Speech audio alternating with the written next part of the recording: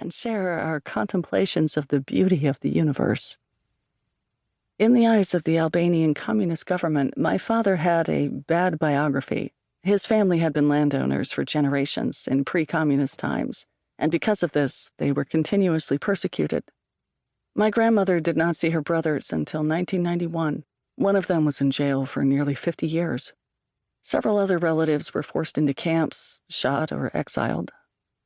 My dad's first cousin, an engineer who was part of the project to drain the swamps in Albania after World War II, was taken from his home in the 1970s, shot dead, and carted off.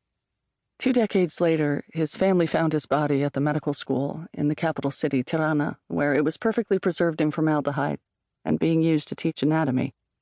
By then, the dead man's brothers and cousins were in their 70s, but the corpse they found remained the image of its 30-something self. The man finally received a proper burial in 1997. My dad fared better than his cousin. He was temporarily exiled. This happened several times over the course of my childhood. His first exile occurred when I was 5 years old and was triggered by a letter. At the time, my father was a professor of econometrics at the University of Tirana. He had been working on a difficult mathematical problem that had important applications from economy to astronomy. It involved the inverse of very big and very sparse matrices, which resemble massive spreadsheets with hundreds of rows and columns, but where most of the entries are zero. This work earned him an invitation from the University of Oxford in Great Britain. He was offered a 6-month sabbatical to discuss his new algorithm. But the letter never reached him. It was intercepted by the Albanian government.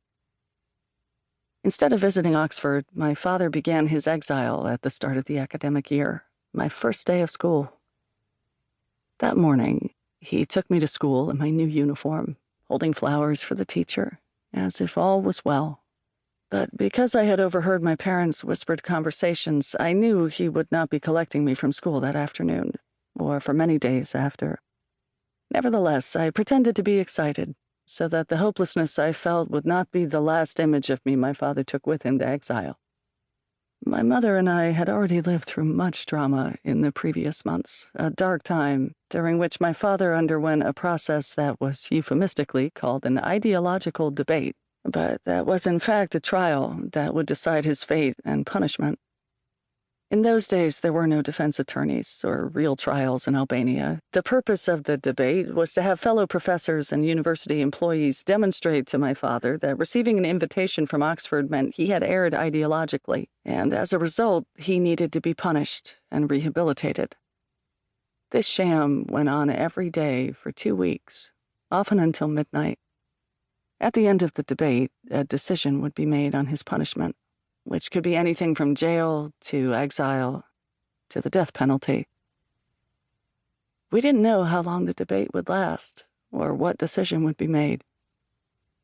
My mother and I waited every night with the lights switched off and our faces pressed against the window, hoping to hear my father's footsteps before the next tick of the wall clock.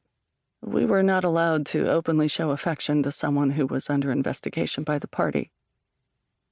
But the memory of the terror we experienced before we finally heard the sound of his footsteps and felt the warmth of his embrace after he closed the front door continues to chill me to my core.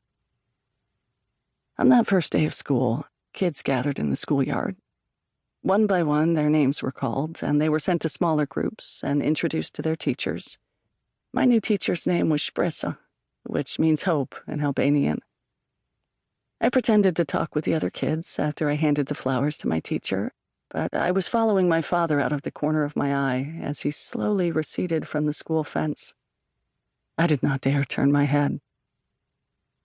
I remember his look of loss and profound melancholy as he glanced back one more time before rounding the corner and vanishing. I did not know when or if I would see him again. Eventually, my father was allowed to return home for 1 weekend a month. Finally, after 2 years, the government realized they needed his expertise again, so he was released and reinstated at the Academy of Science. It was during his brief visits that he taught me some of his most enduring lessons, late-night wisdom that I would carry with me on my own journey through the darkness. In those days, Radio Tirana would broadcast an hour-long classical music program at 11 p.m. each Saturday.